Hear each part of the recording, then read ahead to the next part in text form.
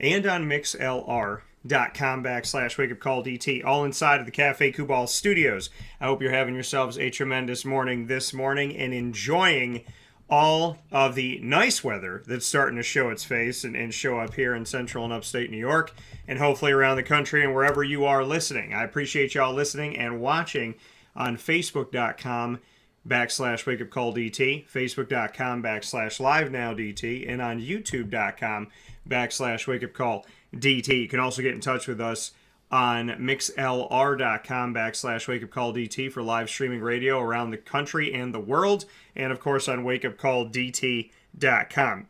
So however you've connected with the show, we thank you so much. I want to thank the listeners and viewers we've had in Spain, Italy, Russia, China, as well as Canada, Mexico, and so on and so forth. I want to thank y'all for being a part of the show.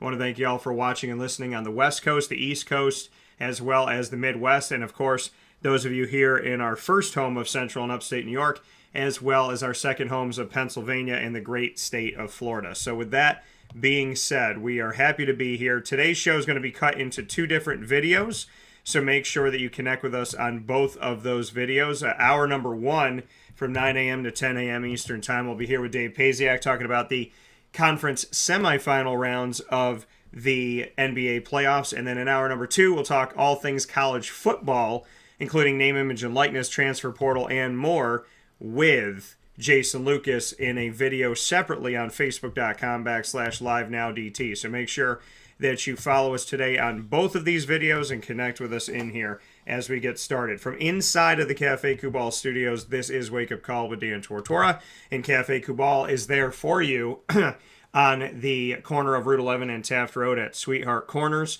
in their drive-through location in North Syracuse. You can also get them out in Manlius at 343 Fayette Street in Manlius, New York. And, of course, in Syracuse, you can get them at any one of their many locations, 3501 James Street, 324 West Water Street, and 401 South Salina Street.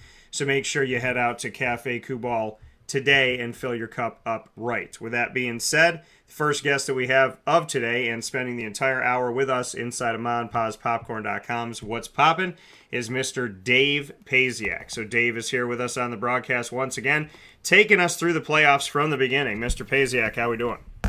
Doing great, Dan. How you doing today?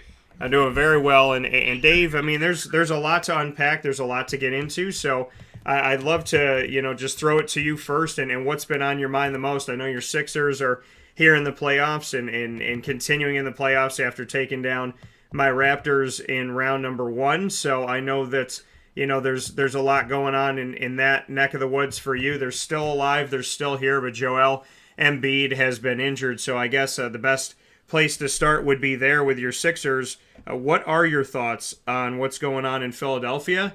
And how have you handled the fact that, who you consider to be this year's MVP has had to sit on the bench in this series? Yeah, it's been a real downer in that respect.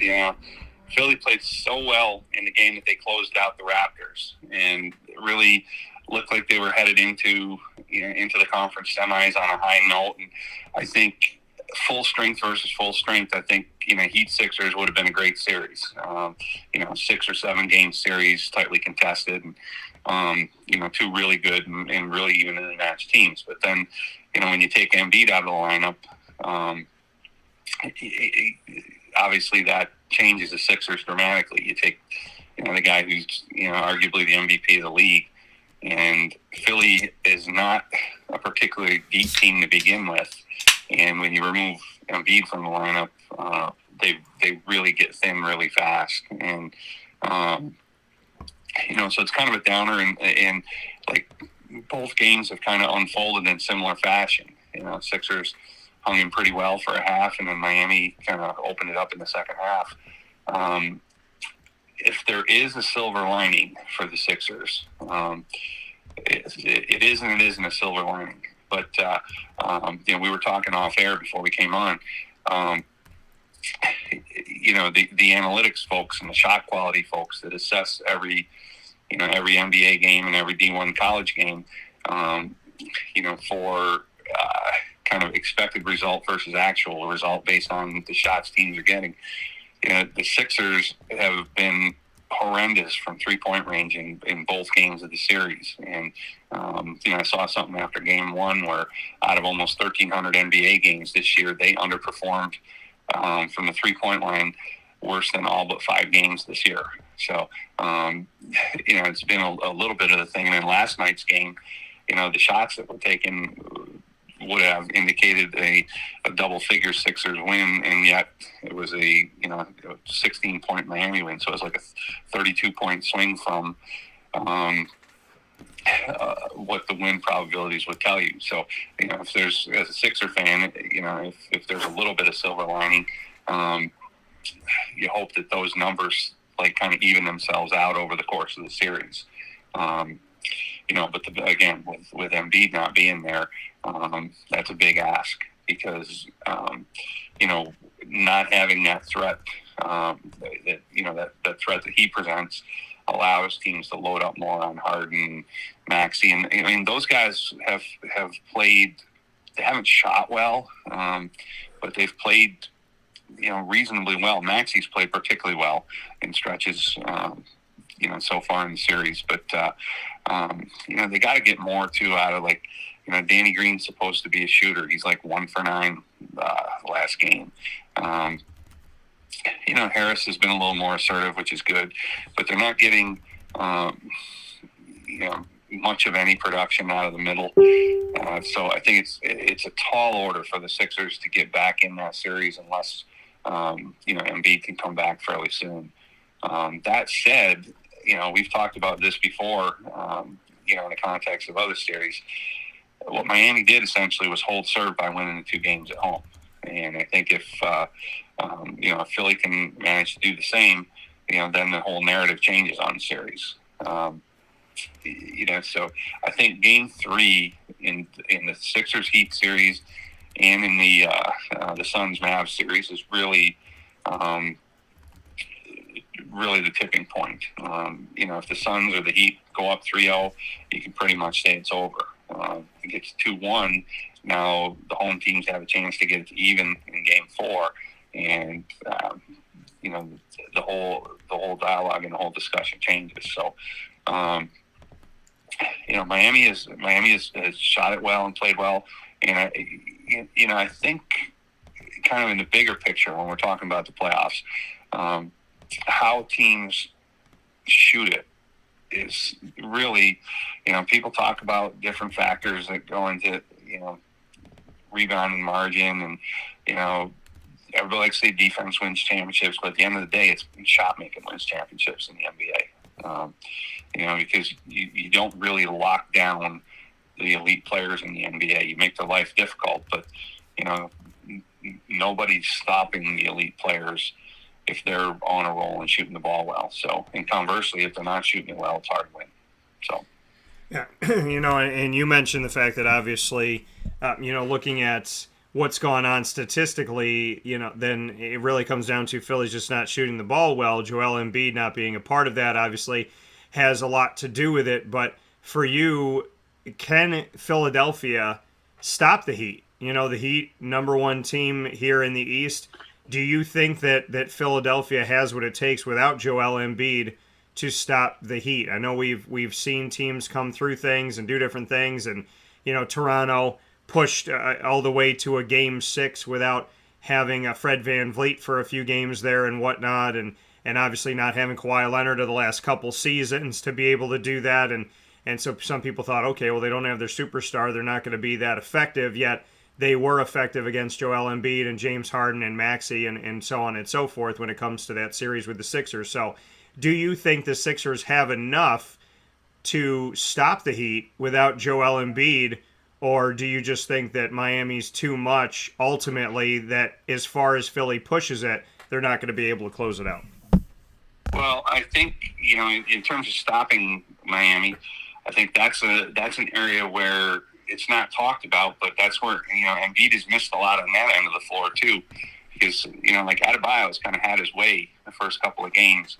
And, in addition to not having Embiid offensively, they've really sorely missed his presence, just in terms of, that rim protection and defending around the basket. They're much more limited and much more vulnerable defensively. When they're playing Jordan or Reed, or you play a guy like Millsaps, they go really small. Yeah. So, and the other thing that this isn't directly an Embiid thing, but it is when you don't have Embiid, it's harder to play Thibault. And Thibault is one of the, he's one of the premier perimeter defenders in the NBA, but he's really limited on the offensive end. And so, when you take Embiid out of there and your offensive options become more limited, and you have to lean more on Maxey and Harden and Harris, and then hope Danny Green can make a few shots, it's more difficult to play Thibault in that situation, because introducing a non-scorer into the lineup puts even more pressure on the guys that have an increased load with Embiid being out. So, his absence really has been really damaging to the Sixers on both ends of the floor. But in answer to your question, I think it's going to be a tall order, for them to slow Miami down significantly. Them mess around with some different looks defensively, but at the end of the day, I think it's going to be a tall order for them to really slow the Heat down or come back in the series all the way back without Embiid. But I'll hold that caveat again. All the Heat really have done is hold serve so far. So if the Sixers can find some answers for Game 3 and hold serve at home, then we're having a whole different conversation. So.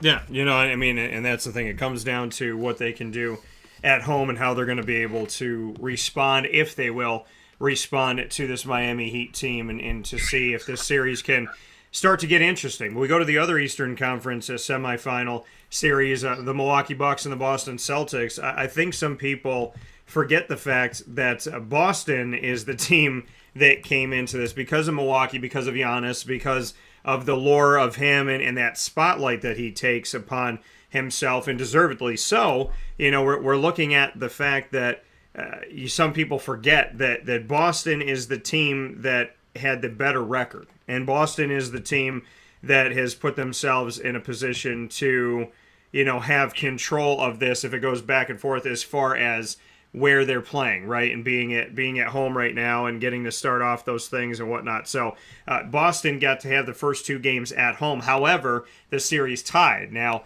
Milwaukee, looking at this, I think it's easy for people to say, okay, well, Boston is the lesser of the two because look at everything that Milwaukee's done, and look at the success that they've had recently here in the NBA before this season. Look at what Giannis has done. Look at this team as a whole. But the Boston Celtics are no slouch. The Boston Celtics are a team the only team in the entire NBA playoffs this season to have swept a series 4-0, and it was the Brooklyn Nets, and it was Kyrie Irving and Kevin Durant and company. So this series is tied 1-1. And we know that Game 3, we have a little break here, a little hiatus. We're not going to see Game 3 until this Saturday, May 7th, on ABC at 3:30 p.m. Eastern Time. I love these games, those midday weekend games, right? Midday basketball. So we have Boston at Milwaukee with the series tied 1-1 in those games that happen in Boston. What are your thoughts on who is controlling the series? Are you seeing a lean either way in a 1-1 series tie? Do you feel like the momentum is still a little bit with Milwaukee? Does it shift to Boston? Is this going to be a 7-game bout back and forth? How do you view Boston and Milwaukee at this point? Well, going in, this was a really intriguing series, and we thought that this could be one that would go 6 or 7 games, and it's certainly kind of starting to shape up like that through the first couple of games. Game 1. And it's really interesting. The series is 1-1, but the 2 games haven't been the 2 games haven't been particularly closely contested. And I'm going to be a little bit of a broken record here, but it's come down a little bit again to shoot how they shot the ball. Boston took something like 53s in Game 1, and had a really I would say mediocre at best night shooting the ball. And then in game two, I think they got themselves a little bit better looks, and I would really say had a great mediocre. Jaylen Brown was tremendous the other night. And Tatum had a big game. So when those two guys are clicking, they're very tough to beat, and they were one of the better, they're probably the best team in the league second half of the season. But if you look at game one in that series, I mean, Barkley even said this on the studio show, that after game one, he said Boston's not going to win a game in the series. Milwaukee just looked like the better team in all phases of the game, and even with Chris Middleton being out. But game two, the Celtics kind of flipped the script and got off to the fast start, shot the ball really well, and made. I mean, again, we said great players are going to get what they're going to get. They made Giannis, made him work a lot more to get to his spots, and he wasn't nearly as efficient as he had been in game one. So, fascinating series too, because I think it's one of the things I love about the NBA playoffs as a basketball fan, as a basketball coach, is the adjustments you see from game to game.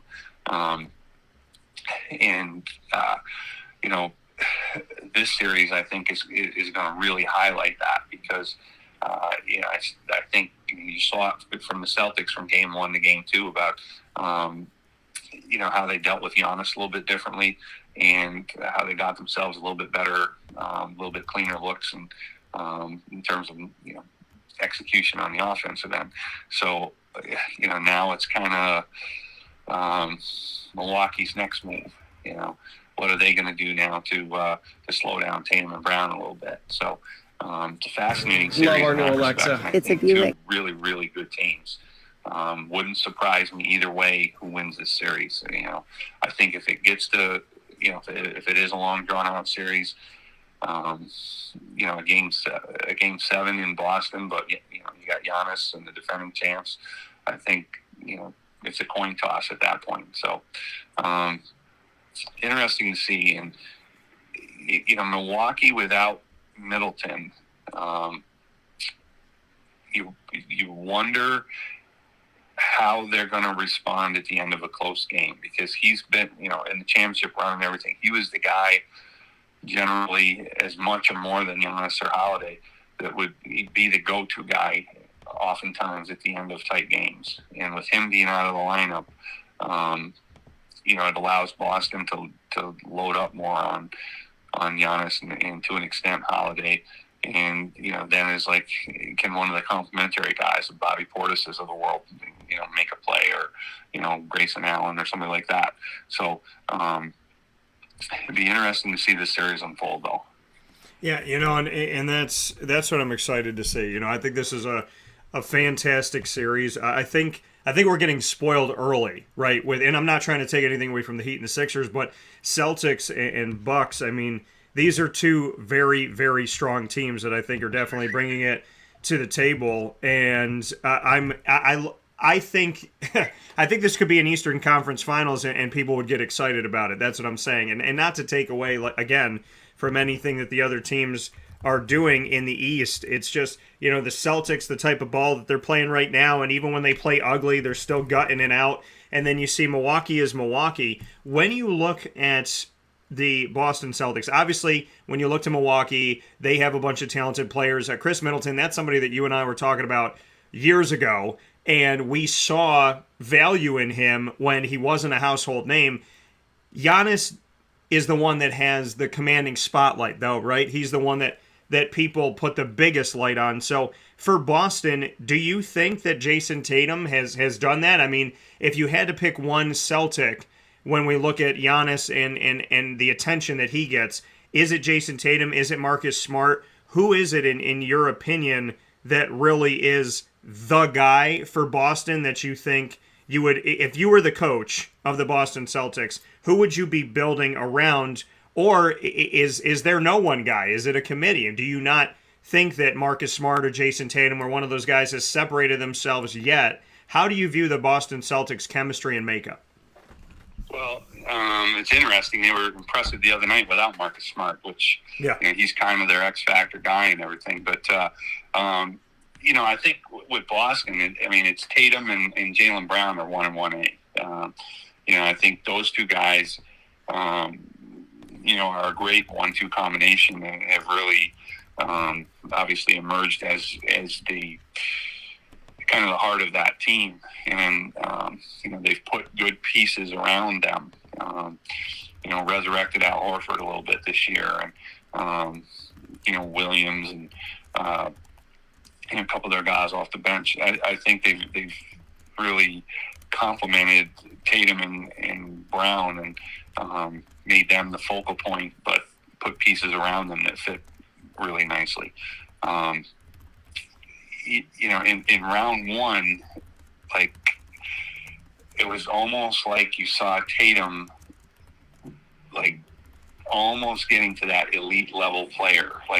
He was the best player in the series that had Kevin Durant and Kyrie Irving. I don't expect him to surpass Giannis this series, but I think Tatum, if the Celtics continue on in the postseason and make a deep run to the Eastern Finals or to the NBA Finals or something, I think you're going to start to see Tatum being looked at as one of the elite players in the league, taking that next step into that discussion of elite players. And Jaylen Brown is not far behind. Jaylen Brown would be the best player on a lot of teams in the NBA. So, it's a great young 1-2 combination for the Celtics to build around.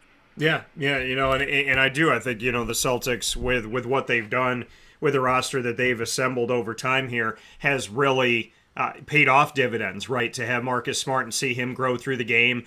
Jason Tatum was a high draft pick out of Duke, and I had the opportunity to speak with him and interview him when he was in college. And then, Jaylen Brown, this team has found its way. You have to bring the guys in. You have to get them acclimated. You got to get them comfortable. And they've tried to bring in some different veterans and whatnot to see how they fit in and mesh with everybody. But it's great to see a team that builds through the draft. And Golden State is a team that's done that. And I think, they get knocked a lot for if you don't want teams, winning championships, grabbing guys, then what about Golden State? And I'm like, y'all forget. Golden State's majority of their championship teams was through the draft, was built through the draft. Your Draymond Greens, your Klay Thompsons, your Steph Currys. Yeah, you brought in Kevin Durant for a couple seasons, but they won without Kevin Durant. So that shifts the focus over to the Western Conference semis. What are your thoughts on Golden State right now and where they are with their series with the Memphis Grizzlies? Memphis was able to gut it out against a Minnesota team that I thought would give them hell, and they did. Minnesota fought. They didn't lay down and die, and I'm really proud of how far the Timberwolves have come. 2 playoff appearances in 16 years. And, typically the team that was vying for the opportunity to become the number one draft pick team. And now, getting to the playoffs with their young talent and what they've had. I'm happy for Minnesota. I'm happy that the city got to see playoff ball this season, and I look forward to what they're going to come up with next. But for the Memphis Grizzlies and the Golden State Warriors, to look at their series and to look at what they have, how do you view this series? Because Golden State seems to be that, sleeping giant emerging in the playoffs at the most opportune time, right? People, last year, Golden State, bottom of the West, a lot of injuries going on, didn't have Steph for a while. This season, all of a sudden, they're kind of like rising out of the casket like Dracula and showing that they have that never die mentality. But they're playing a Memphis team that is no slouch, and Ja Morant, who is a phenom to watch. So how do you see Memphis and Golden State? And as much as this series is tied right now 1-1, and now they head to Golden State and they go off to California, what's your take on this series so far? Yeah, as a fan and, just looking for great games, this has been the best of the 4 series by far. It's been two games that went down in the final minute. And, I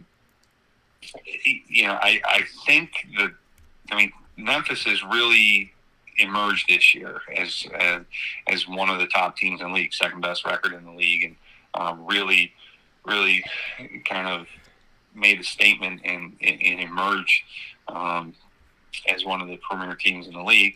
And Golden State has kind of reclaimed their position among the elite in the league too, after getting healthy this year. And I think the difference ultimately in this series may come down to you got a really young team on the rise in Memphis with a bright future, led by Morant is on a trajectory to become one of the great players in the league. In Golden State, you've got like a championship core that has been in a lot of big playoff games and won a lot of big playoff games, with Curry and Thompson, Draymond Green, Iguodala. Those guys have probably the broadest championship pedigree in the league right now. And I think it down the stretch at the end of game one, I felt like that was really the separator in that game. Golden State handled that in the game situation a little bit better than Memphis. Memphis, to their credit, was able to kind of flip the script in game two, thanks to, really, out of this world effort by Morant. It's interesting you mentioned the first round series between the Grizz and Minnesota. Minnesota, I think, has a great young core, but they might be the dumbest team in the NBA as far as how they played late in games. And, Minnesota, by all rights, was the better team through three quarters, the whole series, and blew 3 double-digit fourth-quarter leads. And, on the one hand, you say, Minnesota really didn't play smart late in games in that series. On the other hand, I think it says a lot about Memphis being a relatively young team, finding a way to come back and close out and be the better team down the stretch in close games. So I think that experience, might go some of the way towards offsetting the just the championship pedigree and championship experience that the Golden State core has over the years. I think the Warriors, it's interesting to watch them too. Like, Thompson is still a really, a great shooter and, very good player in the league. But I think it's pretty clear that he's not quite the same guy that he was pre-injury. I think he's and you see Green, Green has got a lot of tread worn off his tires too. And again, he's still an agitator and still a glue guy that does a lot of little things that teams need. But I think, he may be slightly over the mountain too with his peak. But the thing that has really counterbalanced that for the Warriors is Poole has emerged as their third scorer and has really kind of come into his own late in the season, especially in the playoffs. And that's been a huge factor for them. And I think Andrew Wiggins has found himself a spot, a nice niche where, he fills an important role for this team. And I think Wiggins is a guy that, a lot of people feel like hasn't lived up to potential. But, he's kind of turned it into a solid NBA career, and now he's a vital guy on a team that, is going to be in the championship discussion. So, interesting going back to Golden State. I think if the Grizzlies can get out of there with a split, get this series 2-2 going back to Memphis, I think we're looking at another one that could be a 7-game series. And my lean is going to be to the Warriors because of their championship DNA. But Memphis has certainly opened a lot of eyes this season and this postseason about what kind of team they are and what their future looks like.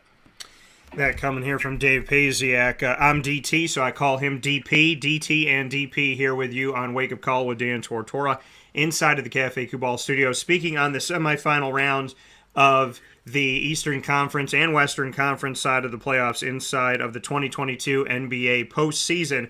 We're going to take a step aside for a fast break here where sports meets life on Wake Up Call with Dan Tortora. As we've hit the midpoint of hour number 1, we'll be back to talk about a bunch of different things, including Do you like the Draymond Green way? Do you like the agitator? Is that something that you can get around? Is it annoying to you, or do you embrace the agitator and like the fact that he's taken on that role in the NBA? We'll also talk about if Dylan Brooks' move on Gary Payton II is suspension worthy. We'll discuss all of that right after this fast break on Wake Up Call with Dan Tortora from inside of the Cafe Kubal studios. Stay with us right here, where sports truly meets life.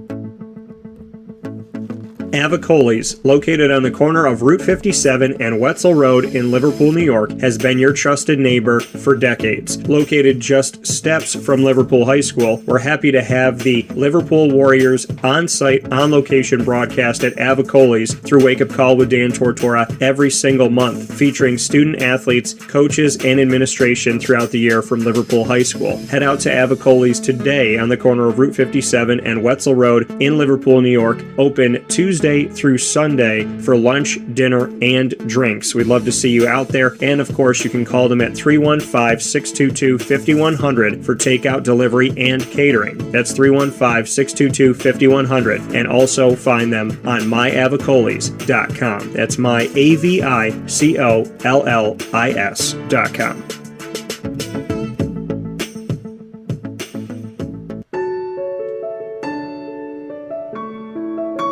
Having peace of mind when you're out of town that your furry-loving friend is safe and sound means taking them to Canine Campground, because we all know that when it comes to the love of our pets, it goes well beyond the call of duty to make sure they're safe and sound. Right, Lily? So take a ride to 242 Johnson Street in East Syracuse, New York, and see Canine Campground and where your dog will be staying, in the classic cabin, the executive cabin, the grand cabin, or of course the luxury cabin, because if you know Lily, you know she loves luxury. Now you don't have to wait to the last minute to find a family member or a friend that'll take your dog for a few days. Call Canine Campground at 315-299-4013. That's 315-299-4013. Their drop-off and pickup times are Monday through Sunday. Check K9campground.com for more information. That's the letter K, the number 9, and campground spelled with a K.com. K9campground.com. When you're going out of town, bring your dog to Canine Campground.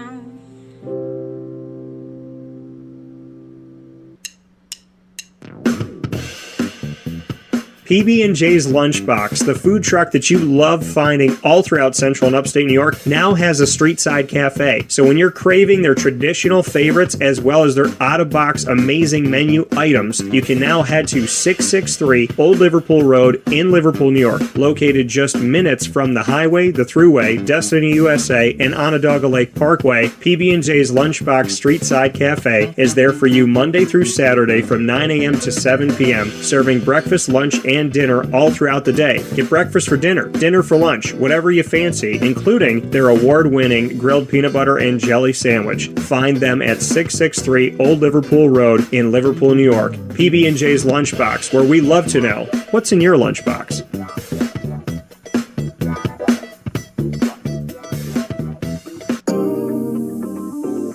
As a patient, what do we want?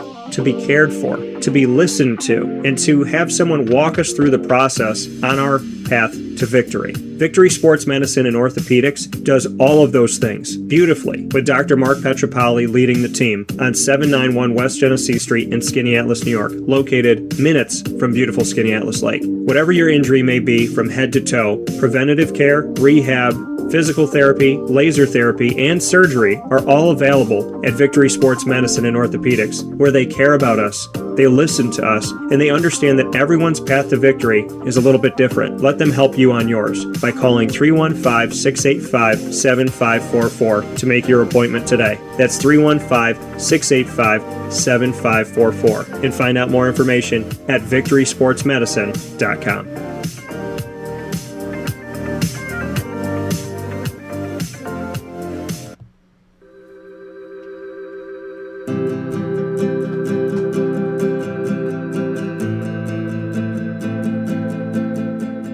Cafe Cabal offers same-day local delivery of our products, offering no delivery charge for Onondaga County.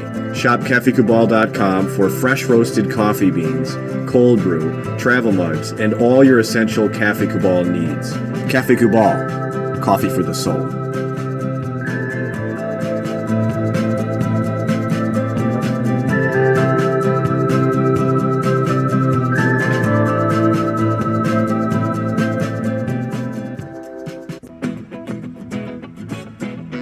This is Amy from Mother's Cupboard, home of the whole frittata. We are open daily 6 a.m. to 1:30 p.m. For takeout orders, call 315-432-0942 and tune in to Wake Up Call with Dan Tortora for our monthly food challenge and try our Wake Up Call signature menu item available 7 days a week. Here at Mother's Cupboard, we are Central New York, and it's our honor to serve you. Ma and Pa's Kettle Corn and Popcorn Factory remind us that every day is worth celebrating. Find them at 201 Old 7th North Street in Liverpool, New York. Open Monday through Saturday in-store and all the time online at maandpaspopcorn.com. Serving our Central New York community and beyond, you can order all throughout the country at maandpaspopcorn.com. And remember to get your tins, which have in-store half-price refills forever. Ma and Pa's Kettle Corn and Popcorn Factory, available to you for fundraising and all of your events by calling 315-450-6272. That's 315-450-6272. Ma and Pa's Kettle Corn and Popcorn Factory. How corny are you?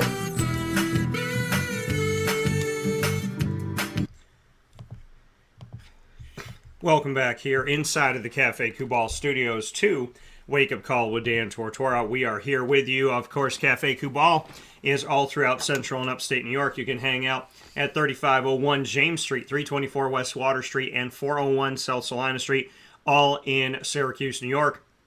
You can also find them on the corner of Route 11 and Taft Road at Sweetheart Corners in North Syracuse at their drive-through location. And, of course, you can find them as well on 343 Fayette Street in Manlius, New York, in their giant behemoth of a brown-striped building.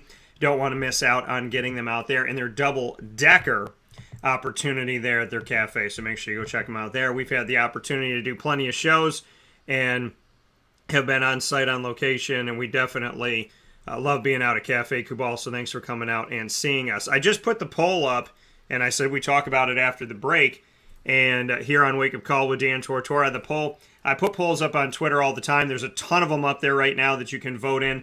A few days left on each one. Go to Twitter at CallDT, that's CALLDT, and you will find me there. We put polls up throughout the month and sometimes weekly here. We're putting things up. Always love to, kind of gauge where people are with different things that we're talking about and whatnot. So make sure that you follow us on Twitter at CallDT and you vote in our polls. Just put the poll up. It has had immediate results here. I said, is the foul by Dylan Brooks of the Memphis Grizzlies on Gary Payton II of the Golden State Warriors suspension worthy? 85.7% of you that have voted have said no. 14.3% have said yes. Dave, agree or disagree with the majority that we've had coming in right now? Is that play by Dylan Brooks? And I shared it on our social media on Facebook at Wake Up Call DT and Twitter at Call DT, so you could take a look at it. Dave and I were talking about it off the air, and we could definitely get to some of those points, Dave. But what are your thoughts here? Do you agree with the people that this is not suspension worthy, or how do you look at it? Yeah, I'm with your followers. I think in today's NBA, it's clearly a flagrant and warranted the ejection, but I don't, personally, I don't think it needs to be anything more than that. He in real time, he's trying to make a basketball play, and I think based on Brooks's reaction at the end of the play, I don't think there was any intent going into it. I thought it's kind of rich that Steve Kerr, the guy that's coached Draymond Green, is like on his bully pulpit, calling it a dirty play and everything. I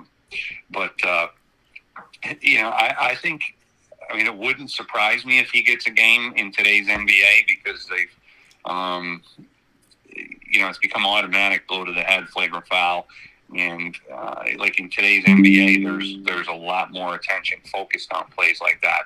But I don't personally think it's suspension worthy, and I think it's the kind of play that before they had replay involved. I mean, if you go back into earlier eras of the NBA, you used to see those kind of plays on a fairly frequent basis. You can go back to the Glory Day Lakers Celtics series, to Lambeer and Mahorn with the Pistons, to Dennis Rodman, to any number of guys in any number of situations in the history of the league. Those kind of plays happen fairly routinely. So in today's NBA, might get him a game, but I personally don't think it wants it.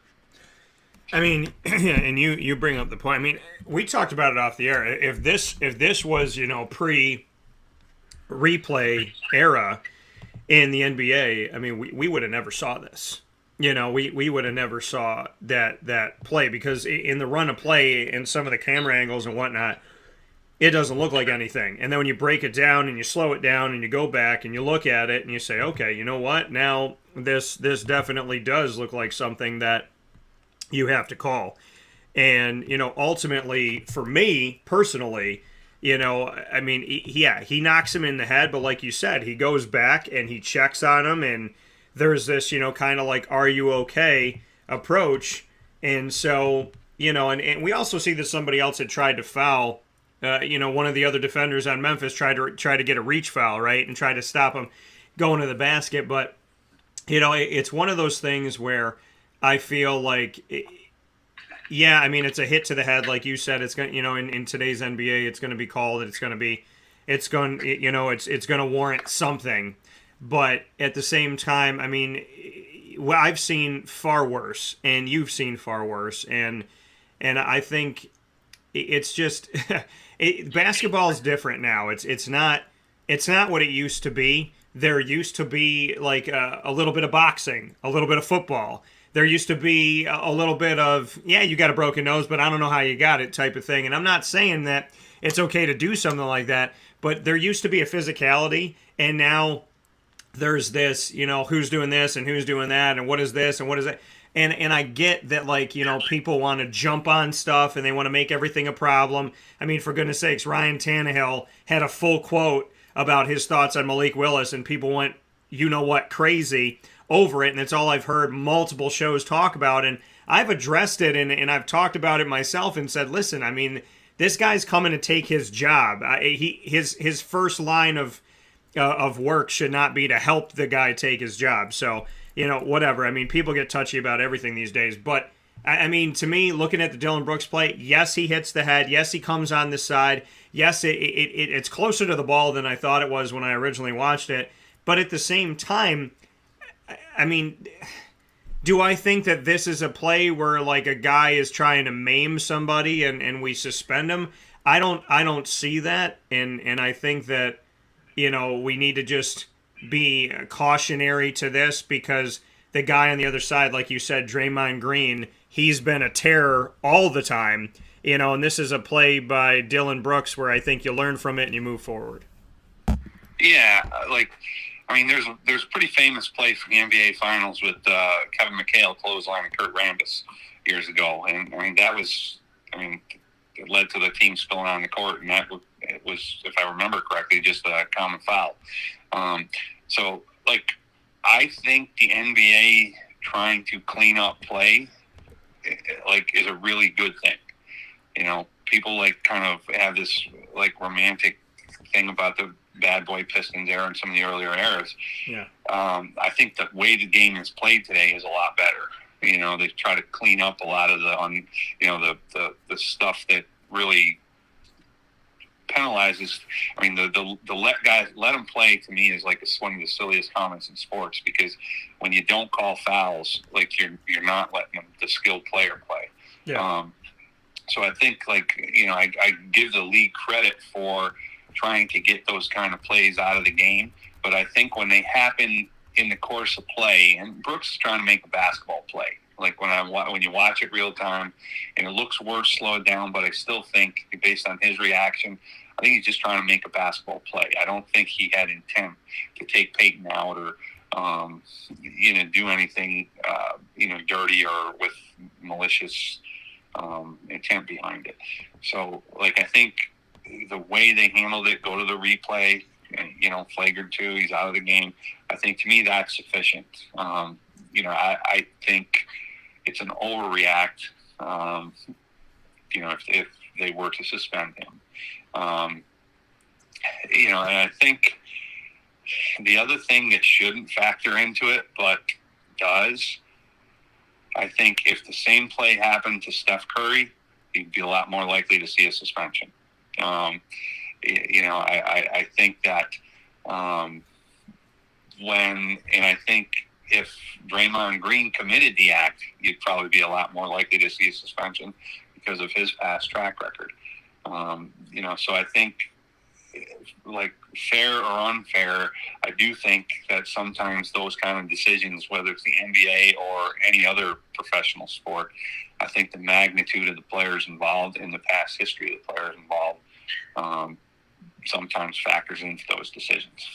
Yeah, and I want to go to the Draymond Green side of things. I mean, obviously, the man plays the villain. He likes playing the villain. He likes being that guy, right? He gets ejected, and he's pumping up the crowd, and he's getting excited over all of it and whatnot. So, we have seen many moments with Draymond Green where he has been an issue.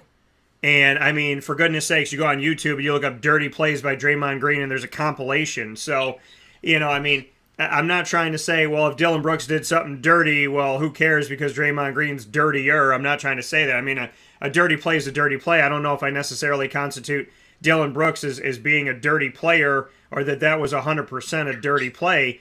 But Draymond Green is Draymond Green, and he embraces it, and he likes it. And, I mean,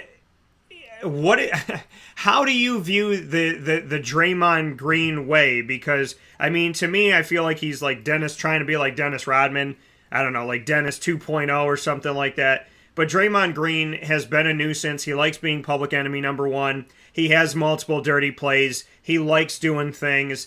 And, when we talk about Dillon Brooks' questionable play, there's 1,000 questionable plays of Draymond Green to this one of Dillon Brooks. So how do you view it? They're both in the same series, against each other. How do you see the Draymond Green factor of the NBA? And do you like or dislike the fact that, he enjoys it? And when we talk about going back and having to figure out, is this suspension worthy, Draymond Green's name is brought up, arguably, maybe more than anybody in today's basketball.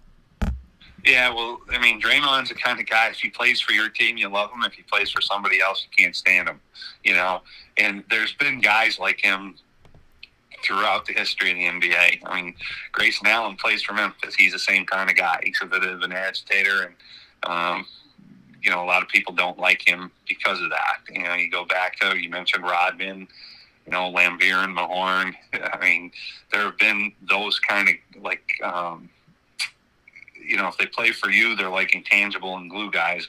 If they play for the other guy, they're, dirty players and whatnot. But, I think Draymond, I mean, he's embraced that. I think he's different from Rodman. Like Draymond, I think if you strip away all of the stuff, like the kind of the peripheral stuff that comes with him, he's a really smart basketball player, and he does a lot of winning things in terms of facilitating offense and defending, and and he's in the perfect spot in Golden State because his skill set complements their elite players so well. So as a basketball player, that part of it, you've got to respect and everything. The antics and the carrying on. I guess there's two lenses to look through. One is this guy acts like a jerk, and why is he? What's he doing out there? But the other, I think, if you come at it from the other perspective, there's no pretense to him, and he's unfiltered. And what you see is what you get in the moment, and that's true on the court. And when he gets a microphone in front of him, and that's why he's already been hired as a studio guy, and probably is going to have a long career as an analyst unless he says something stupid that gets him taken off the air. So I think it's all a matter of perspective with him. Like I said, if he's on your team, you probably like him a lot. If he's not, you probably don't. When you look at, studio guy who might want to agitate you, do you liken him to Charles Barkley? Where, he's going to say whatever he wants, sometimes intelligent, sometimes you're like, what was that? Is that the Draymond that we would get as an analyst, a liken to Charles Barkley, or do you think he's different?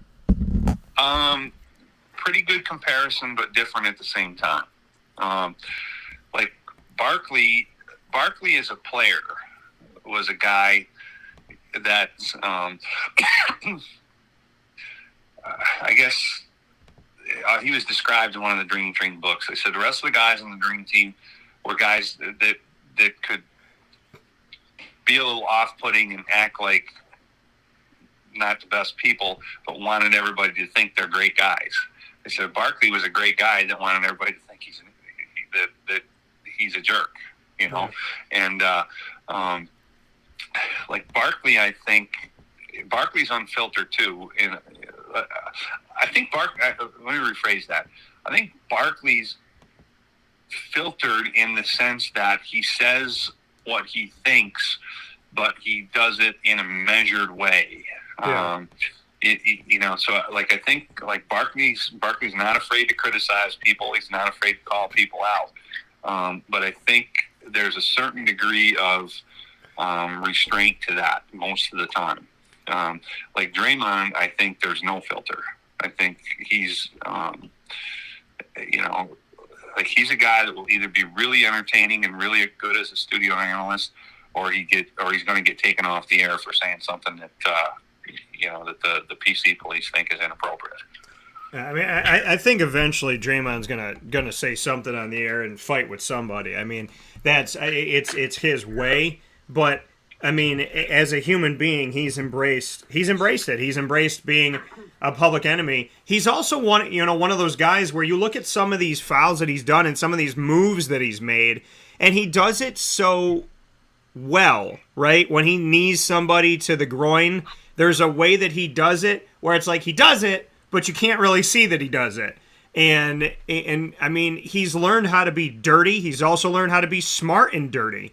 And is he good for the NBA? Is he bad for the NBA? Like you said, if he's on your team, you love him. If he's not, you don't. But is this good for the NBA? Was Dennis Rodman's antics good for the NBA? Are Draymond Green's antics good for the NBA? Like, is that something that you think is positive, where it's like, well, whether it's negative or positive, I shouldn't say positive, the publicity side of things, right? That some people say, I don't care if you talk about me positively or negatively as long as you talk about me. Is this good for Draymond? Is it good for the NBA? Is it good for both? Like, who is it good for in your opinion? Does it help the NBA and Draymond Green, or does it just help Draymond Green?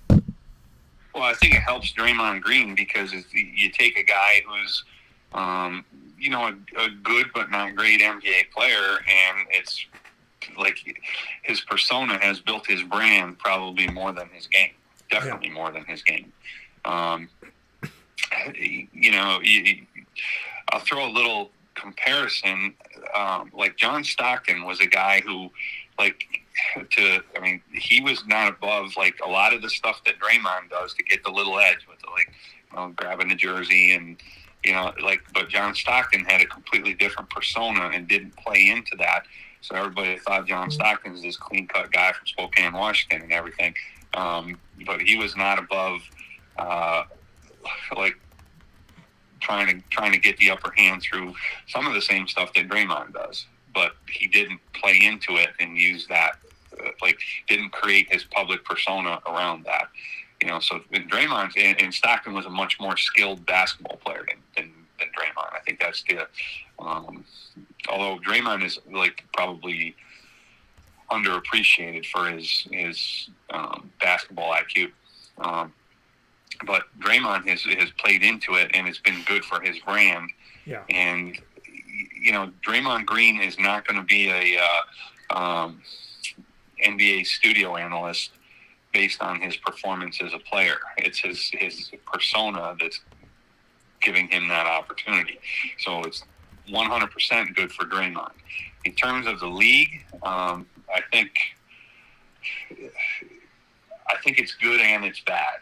Okay, I think that at his worst, it's a bad look for the league. But at the same time, they say, like, if you can't be good, you want to be interesting, but ideally you're both. And so I think, guys like Draymond, guys like Rodman, guys like Bill Laimbeer, I think they do add a certain spice and a certain flavor to the league that keeps it, that makes it more interesting. And, I think if everybody that played was this robotic, no personality, well, I use an example like Tim Duncan, one of the greatest players to ever play, but was pretty vanilla. So I think if you had a whole league of guys with a Tim Duncan personality, the league would probably come across as pretty bland and pretty vanilla. So I think, having, a sprinkling of guys like the Draymond Greens of the world that add a little, add a little spice to the league is probably not a bad thing. But, the individual incidences sometimes give the league a really bad look. Yeah, and that's the thing. I mean, you also ask yourself the question of, like, if everybody's flipping out over Dillon Brooks, why are we not? I mean, within this series, within this time, I mean, Draymond Green getting ejected and pumping up the crowd and enjoying it and loving it.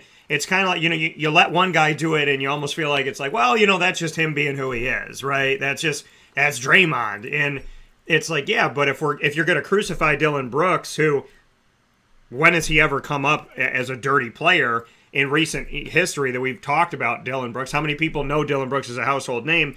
But you talk about Draymond Green and people know, oh yeah, that's that guy that, punched the guy here, and that's the guy that had that nasty pick and did that this way and did this that way. I mean, listen, and you talked about it, his personality is what's going to make him a broadcaster if that's what he is intending to do. He's a 7-7 guy, Dave. He's a bench, he's a role player. I mean, that's his numbers, what they show is he's okay, right? On college basketball teams, on a Kentucky, he would come off the bench.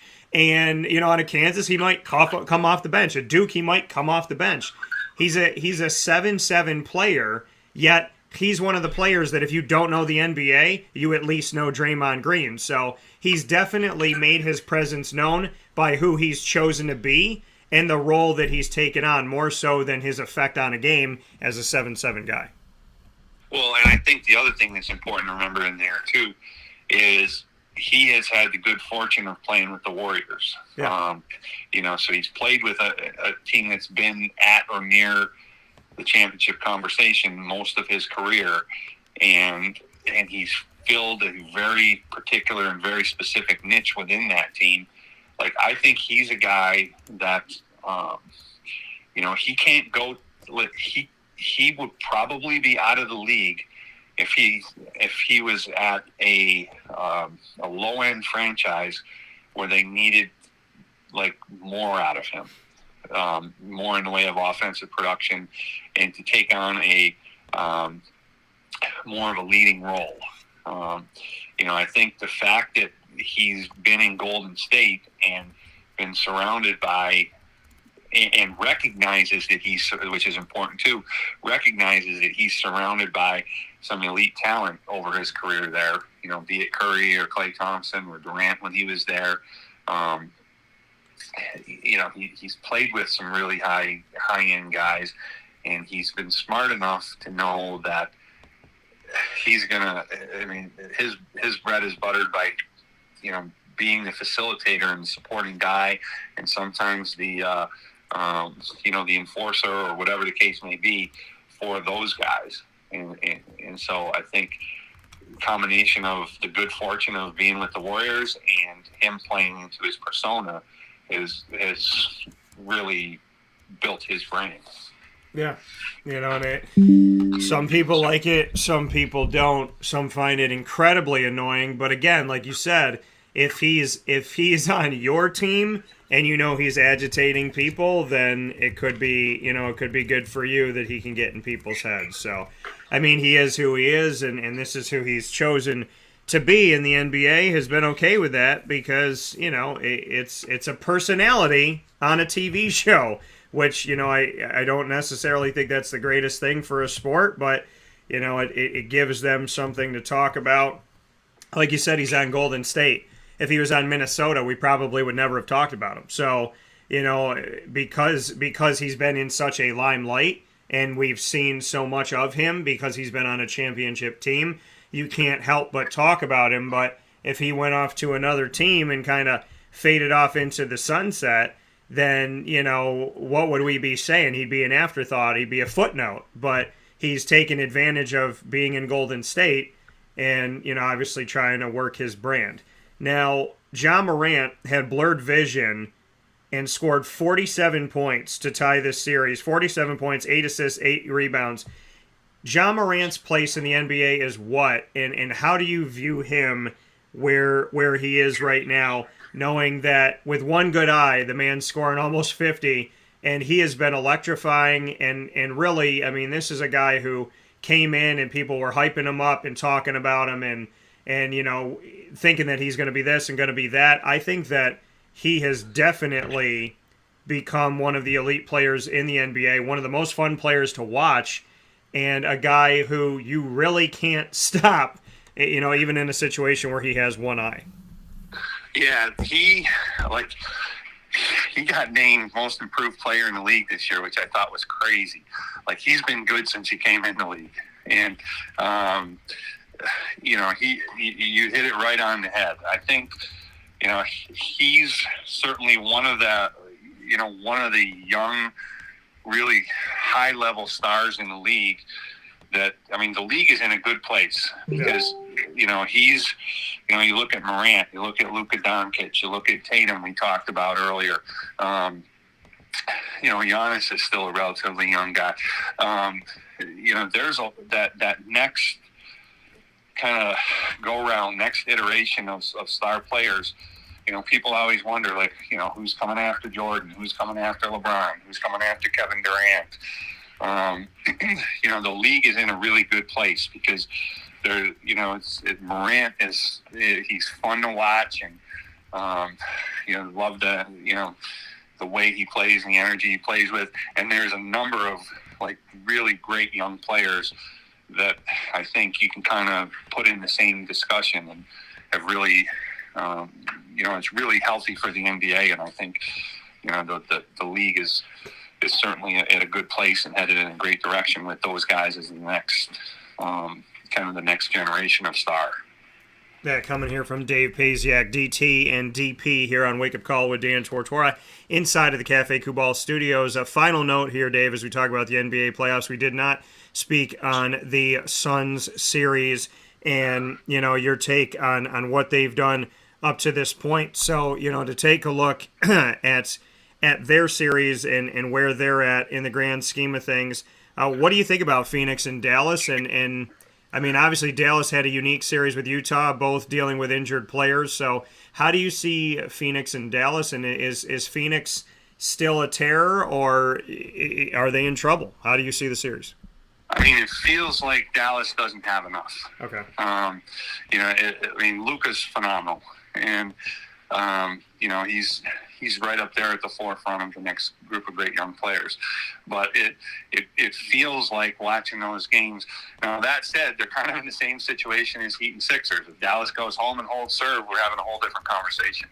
But, just through the first couple of games, it doesn't feel to me like Dallas has enough around Luka to be a serious threat to the Suns.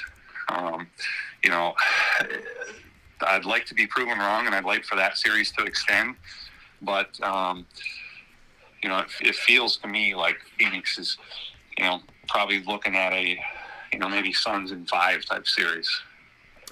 Yeah, in Phoenix, we'll see. We'll see what they could do. They have unfinished business from last season. We'll see if they can finish that business or if there's a snag that may come to them here as they step forward. Dave, as always, I appreciate having you here on the show and love talking about really anything when it comes to sports and life with you. We've had a lot of fun with basketball. I always feel like it's 10 seconds that you're on the air and then we're done because we just kind of jump right into a flow and before you know it, we've been talking for a while. So I appreciate it tremendously. Love having you here. Love having you throughout the playoffs and throughout the year. And it's a great honor for me. So I know NVU Linden, you're spoiled to have him as your head coach for men's basketball for the Hornets. And as always, Dave, I can't thank you enough for spending some time with us here on Wake Up Call. Well, I enjoyed it as always and look forward to talking again soon. All right. Sounds good. I'll talk with you soon, Dave. Take care. Take care, Dan. Bye. See you. That coming from Dave Pasiak one more time here on Wake Up Call with Dan Tortora, where sports meets that thing called life. Let's take our final step aside of this portion of the broadcast to get you set for Jason Lucas. He'll be coming up with me right after this fast break on Wake Up Call with Dan Tortora from inside of the Cafe Kubal studios.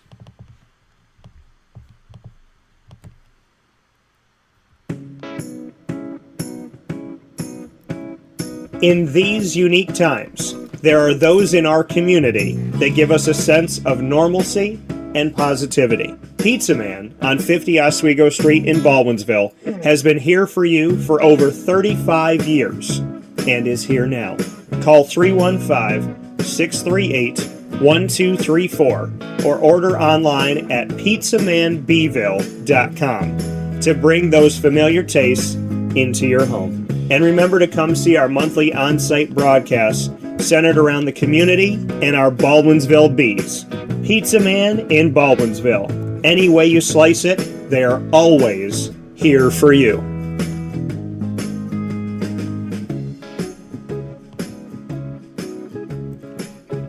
This is Jimmer Sikowski, owner-operator of Chick-fil-A Cicero, 7916 Brewerton Road in Cicero, right in front of the Home Depot. I had a deep feeling that God wanted me to do something bigger with my life and to help people, help others. I kept putting Chick-fil-A in my life, and I realized as I was going through the franchise selection process that positively impacting the lives of others was really core to what we do here at Chick-fil-A. First of all, it starts with the food. The food is brought in fresh daily. We bring in local produce. We prepare to order in the kitchen. We hand bread our chicken. We hand spin our milkshakes. It's great food. It doesn't taste like fast food. I think the second thing is the way people feel when they come in a Chick-fil-A restaurant. It's different. We try to treat people with intentional kindness here, which is very different and deeper than good customer service. And so I think it feels remarkable for most people to come in a Chick-fil-A restaurant. And then lastly, the impact that we try to have in the community is very different. It's a big part of the expectation of every operator of a Chick-fil-A restaurant is that they're actively engaged in their community, they're a leader in the community, and they're making a difference. When they realize that what we're striving to do is to shine a little light in their life, that's a very, very different experience than you will have in any other quick service restaurant. And it's that remarkable experience that I think people will emotionally connect with.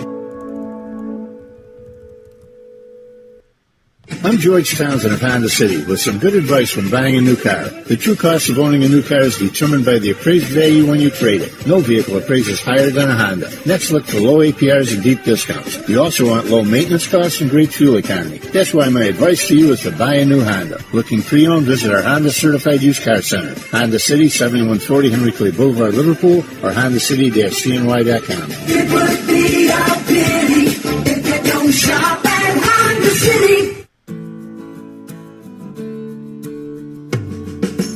Our corporate purpose at Chick-fil-A is to glorify God by being faithful stewards of all that's entrusted to us and to positively influence all those who come in contact with Chick-fil-A. And what became increasingly clear from our success in Cicero is that people love Chick-fil-A. And also I think we recognized that, we had a great opportunity to grow the brand and grow our platform. I felt incredibly grateful when I was selected to be a Chick-fil-A operator. I think what it's meant for me, what I've come to realize on a very deep level is that this is a calling for me. It's not a career. It's not a job. The Lord called me to be a Chick-fil-A operator and to use these restaurants to glorify Him and to positively influence other people. I'm blessed. I'm very blessed. Head to Chick-fil-A Clay on 3974 State Route 31 in Liverpool, New York.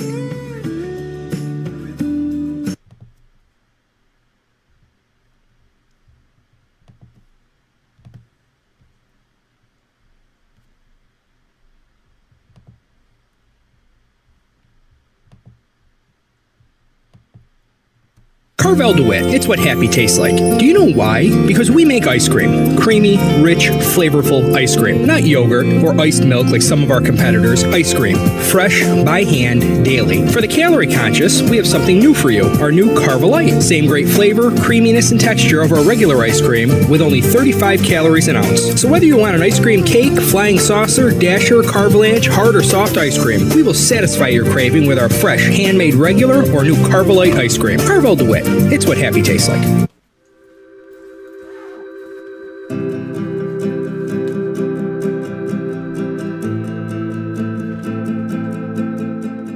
Cafe Cabal offers same-day local delivery of our products, offering no delivery charge for Onondaga County.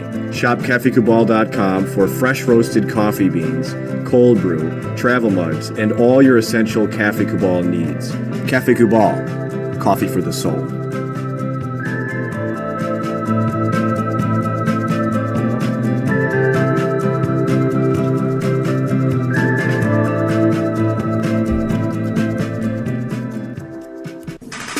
The Wildcat Sports Pub in Camillus, New York is located on 3680 Milton Avenue in the Home Depot Plaza. It is your family-friendly sports bar and restaurant. Folks, some sports bars aren't family-friendly. Some family-friendly restaurants are not sports bars. The Wildcat Sports Pub in Camillus, New York is proud to be both. It is that marriage that you've been looking for years. The Wildcat Sports Pub is your home base for your sports bar and restaurant needs, games for the kids, indoor and outdoor activities, and enough things on the menu to come back every single week and get to try something new. They're open Sundays from noon to 8 p.m., Monday through Wednesday, 11 a.m. to 11 p.m., and Thursday through Saturday from 11 a.m. to midnight. For reservations and party information, call 315-487-2222 for the Wildcat family-friendly sports pub and restaurant.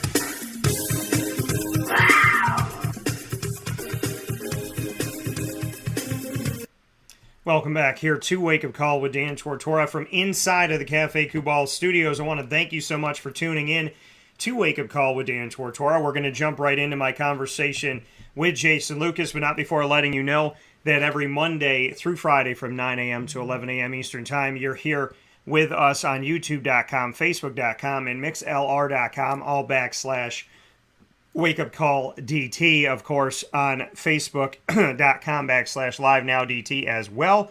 And, of course, you can hang out with us on WakeUpCallDT.com. Once the shows go live, you can jump into the archive on Stitcher, Spotify, MixLR, TuneIn, iTunes, and Apple Podcasts, YouTube, iHeartRadio, Podbean, and more, including Amazon Music and Audible. All you have to do on any one of these outlets is search Wake Up Call with Dan Tortora, or one word, Wake Up Call DT. Big thanks to our Central and Upstate New York partners and beyond, Cafe Kubal, Carvel DeWitt, the Wildcat Sports Pub, K9 Camp Dog Daycare, PB&J's Lunchbox, Avicoli's K9 Campground Dog Boarding, Ma and Pa's Kettle Corn and Popcorn Factory. Go to maandpazpopcorn.com. Of course, Avicoli's, once again, Honda City of Liverpool, Millhouse Market, Pizza Man, Chick-fil-A Cicero, and Chick-fil-A Clay, Victory Sports Medicine and Orthopedics, Mother's Cupboard, and Wake Up Call with Dan Tortora, the proud multimedia marketing partner of your Lemoyne College Dolphins, Marywood Pacers, and Bryan and Stratton College of Syracuse Bobcats. You can get all of our content by going to the Lemoyne tab on wakeupcalldt.com, the Marywood tab on wakeupcalldt.com, and the BSCSYR tab for Bryan and Stratton on wakeupcalldt.com. And you can get all of our shows also by subscribing to our YouTube channel on youtube.com / wakeupcalldt. With that being said, we're going to jump into our new video on facebook.com / LiveNowDT, which will be shared later on on youtube.com/wakeupcalldt. So jump with us over there. For those of you on MixLR, continue to listen. For those of you here with us on Facebook and YouTube, follow us to facebook.com/live now DT, and that'll be shared on facebook.com/wakeupcalldt. So we'll see you there.